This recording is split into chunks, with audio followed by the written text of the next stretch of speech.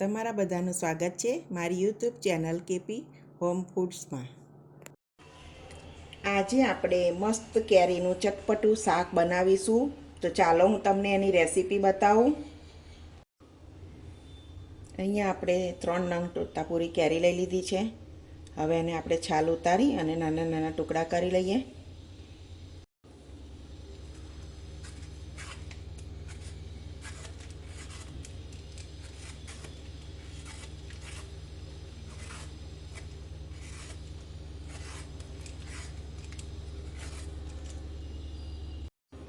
તો છાલ મસ્ત ઉતારી લીધી, નાના નાના ટુકડા કરીએ।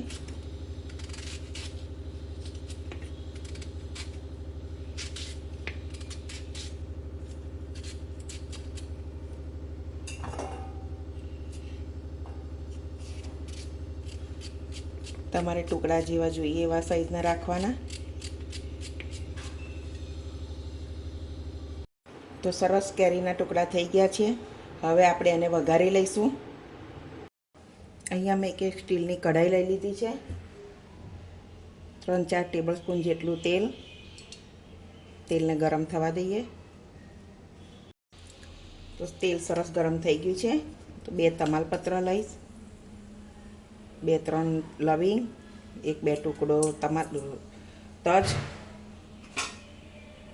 1 ચમચી જીરું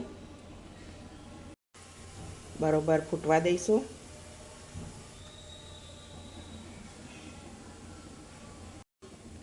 અડધી ચમચી હળદર।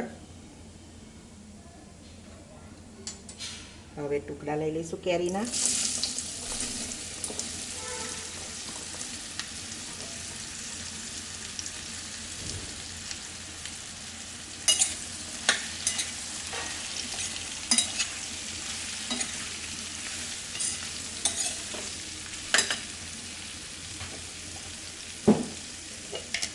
સ્વાદ પ્રમાણે થોડું મીઠું,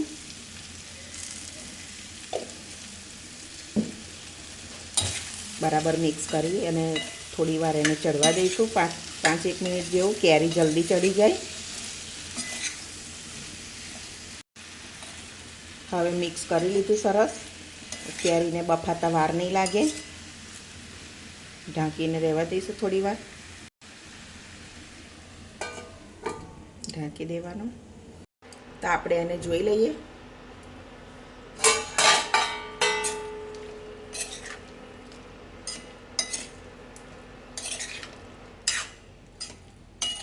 સરસ બફાઈ જવા આવી છે। તમને એવું લાગે તો થોડું તમે પાણી ઉમેરી શકો છો, બહુ નહીં ઉમેરવાનું કેમ કે ગોળ આવશે પાછળ। હજુ એને થોડી વાર થવા દઈશું। તો શાક સરસ બફાઈ ગયું છે। હવે આપણે એમાં મસાલા કરીએ।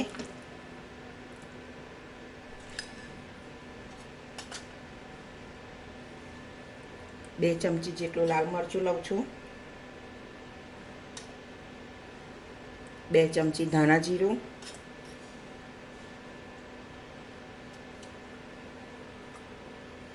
અહીંયા હું આટલો ગોળ લઉં છું। ગોળ આપણે તમારા ઘર પણ જેવું જોઈતું હોય એ રીતે લેવાનો।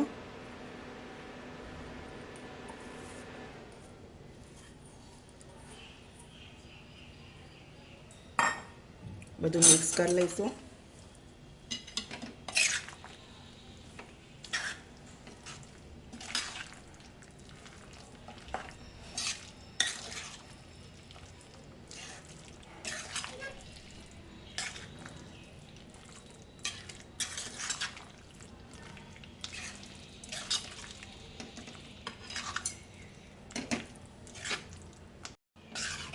તો શાક મસ્ત બનીને રેડી થઈ ગયું। હવે એને આપણે એક બાઉલમાં કાઢી લઈએ।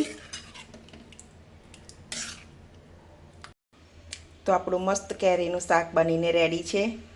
હવે સર્વ કરી લઈશું।